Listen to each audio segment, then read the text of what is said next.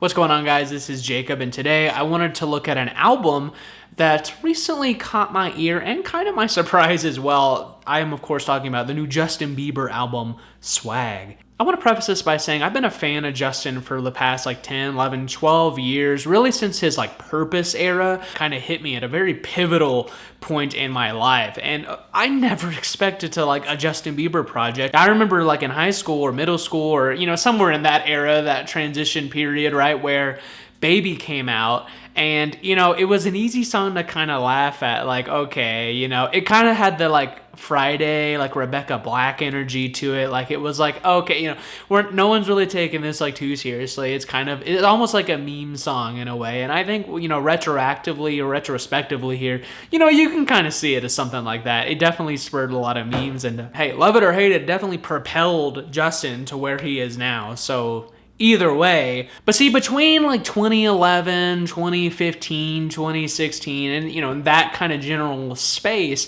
I was really big into EDM.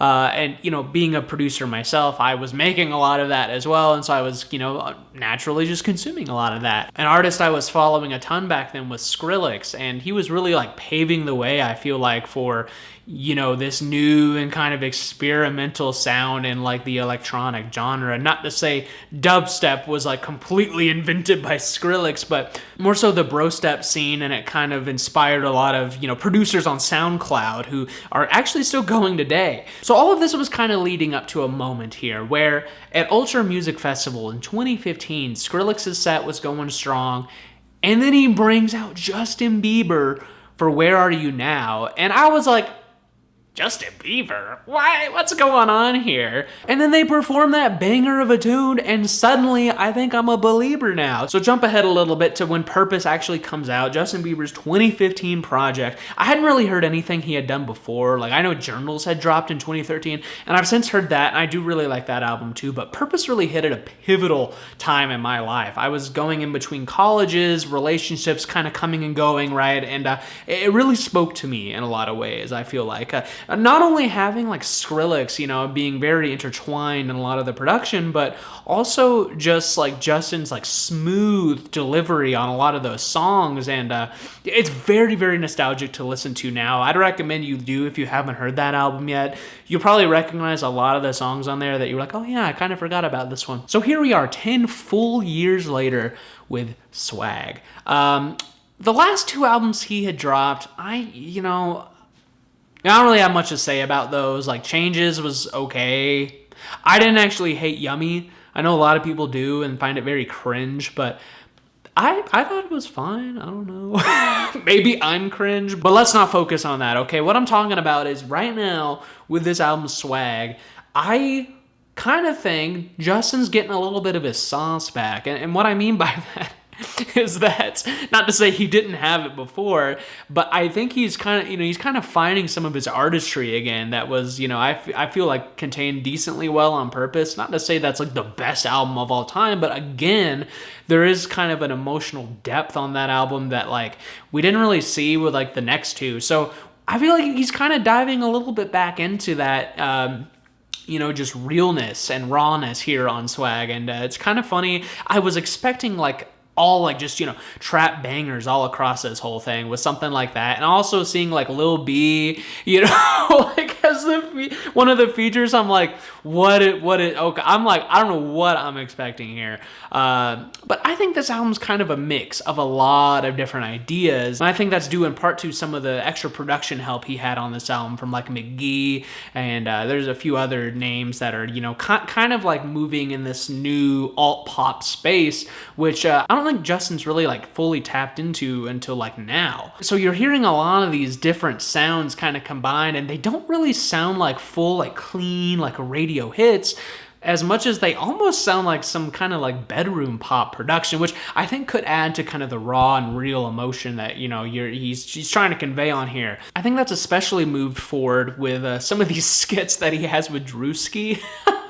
Justin at times, he addresses his like standing on business, like it's not clocking to you, is it? You know, he kind of sneaks a little bit of that on here, and I don't know, it's still like the skits, they don't really add a whole lot, but like they don't really detract either. They're like so short, it's kind of just inoffensive, like well, okay, sure, you know, hey. But I feel overall like there's definitely a theme on this album, and that's conveyed in a lot of the production as well. You know, Justin's like he's just kind of vibing, you know, and honestly, I don't think there's anything wrong with that. Like some of my favorite tracks on this album, honestly, right out of the gate with All I Can Take. And all I can take, like, what a freaking smooth like crooner, like, and the production's great. It sounds like you're in like Dire Docks and Mario 64. Like, it's actually insane. I'm like, hold up, wait. Like after I heard that, I'm like, Justin, you need to collab with someone like the Vapor scene, like producers. You know, get in touch with like Death's Dynamic Shroud or like George Clanton or something or James Ferrero. You know, like really embrace that sound, and I think you would actually be like moving pop music like forward. But you know, maybe my ambitions are a bit too high here. All I'm saying is that's a really great sound for Justin on this thing. And while that song is a great one to kind of set up the whole of the album, you get into like Daisies and Yukon, and you get into some of these more I'd say like indie pop kind of like tracks. Like they're good, you know. I don't know that they like have fully like left an impression on me yet, but I feel like maybe with repeated listens they'll grow on me. Tracks like Yukon, though, I will say remind me of more recent acts like Derby, with that he's kind of got that like fermented vocal, like it's kind of up right here. Like it doesn't really sound like Justin. I was like, wait, is this?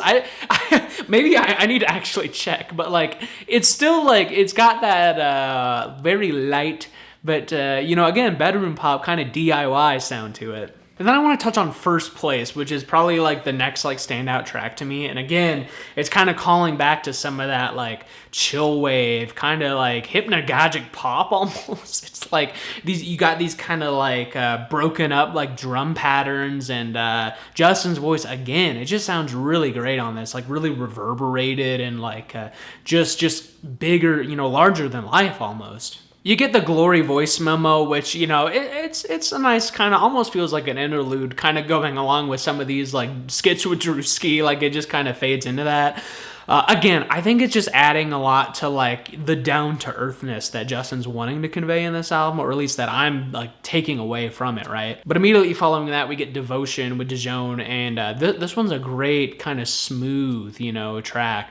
Very, very, again, just kind of like acoustic kind of feel to it. It made me want to see Justin like make a track with like John Mayer, or maybe even, you know, like Tom Misch or something, like someone kind of like who can really drive home those kind of jazzy, soulful chords. But I think Dijon does a really good job here. Then we finally get into the Lil B feature with Dad's Love. I wasn't like expecting like a full kind of crazy, you know, verse or whatever. I was just kind of like, what are they gonna do? And honestly, again, I think the way like Lil B is featured here, it seems very authentic. Like he's just kind of like he's giving these like background kind of affirmations, and really the whole track does kind of feel like another like interlude or intermission or something. But you have these kind of dark like breakbeat drum patterns kind of going off in the background too, and it's pretty good, just cool track. Again, I'm just saying, like the Vapor influence, like go all in on that, it would be insane. Then we get to Sweet Spot with Sexy Red, and I'm a bit torn on this one. I do like the overall sound of this. Like I think Justin, again, we're bringing in kind of the like 80s sound, and then Sexy Red's verse comes in, and I'm not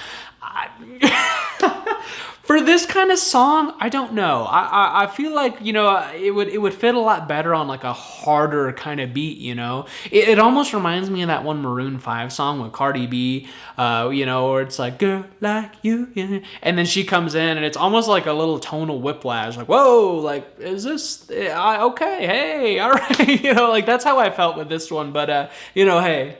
Yeah. Again, bro's catching a vibe. Then we get into one of my favorite songs on the album, 405. Holy moly. It almost sounds like there's a very similar song The Weeknd did on After Hours, Hardest to Love. Yeah, where it's got that kind of like drum and bass kind of sound to it. And I could just picture like an exquisite night drive. No one's out on the roads and, you know, you're just going down and like just kind of like nowhere really in mind on where you're going, but you're just thinking about life or something, you know, like very reflective kind of song. And I think this one really does it. I don't really 100% know what he's going off about in the lyrics here. Like Spider-Man, I'm like, oh, okay. But like, honestly, again, like, it doesn't really seem like the total focus is on the lyrics, especially with like this song. But again, it's just more of like curating a vibe, and I am 100% here for that. You know, a few more songs down the line, and we kind of close out with a gospel track, Forgiveness, which isn't even sung by Justin Bieber, but I think it makes a decent enough closing track. It would be kind of nice, and again, I think Justin's kind of throwing a lot of different things out here,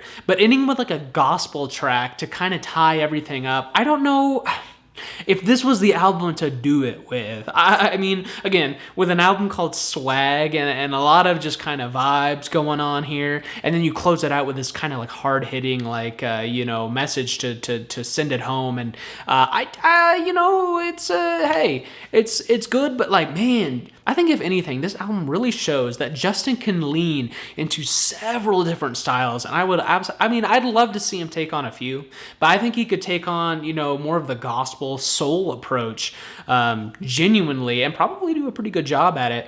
Or he could also lean into that kind of like chill wave, like the vibes are already set. I think there's a bar that they're set at right now.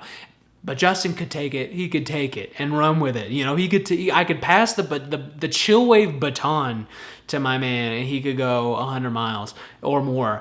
I'm saying that like I'm like, you know, the master of chill wave, but like, listen, I am very biased because I do like that genre a lot. And like, if Justin made like a really like chill, again, the Vapor influence would be like amazing. But overall, I am impressed with what Justin did here. On my initial listen, I wasn't like super vibing with it, but it's already grown on me, and I've probably listened to it like 5 times in total, you know, in just like the weekend since it's came out. So that's where I'm at right now. I would probably give this a solid 4 out of 5 stars. But yeah, what do you guys think? Let me know in the comments. Feel free to recommend an album that you think I might like. If you like what I did here in this video, make sure to give it a like and, you know, hit the subscribe button. That wouldn't hurt as well. You've probably heard every other YouTuber tell you that, but, you know, I just want to give a nice, friendly reminder. So anyway, I've been Jacob. I'll see you guys in the next video. Peace out.